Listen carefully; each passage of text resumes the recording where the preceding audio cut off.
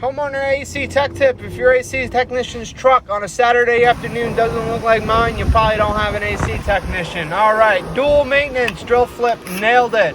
So we are in beautiful city of Coral Springs. These systems are relatively new, and you can see how well they were installed. Everything's painted nice, everything is nicely attached, everything is perfectly well done. You can see though, only after a year and a half, the shafts are already starting to get rusted out.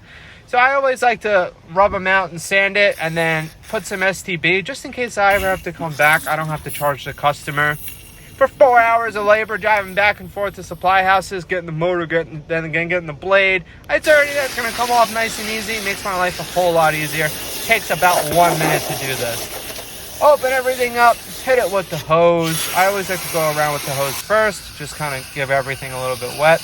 Get the soap gun locked and loaded. Soap everything out, inside, outside, cabinet, inside coil, and everything else. Everything I could possibly get soap on, I do. Now, this is nothing corrosive. This is an acid. This is just to give the water a little bit of a helping hand to push everything out of it. Super simple. After I let the soap sit, just wash everything out of the coils. Now, the reason for this, those units suck in. When they suck in, the dirt, dust, sand, whatever else is in the air gets caught inside those coils.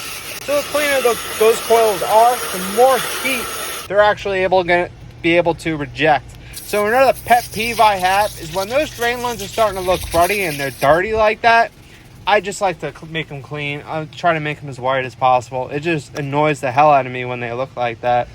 So soap everything out, clean them out, make sure it looks a little bit nicer than when I found it. Do the exact same with the other drain.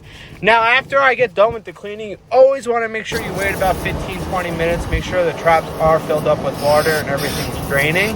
And then I always like to clean the electrical whips right next to the ACs. So there you go, another AC South Florida maintenance done correctly and done efficiently.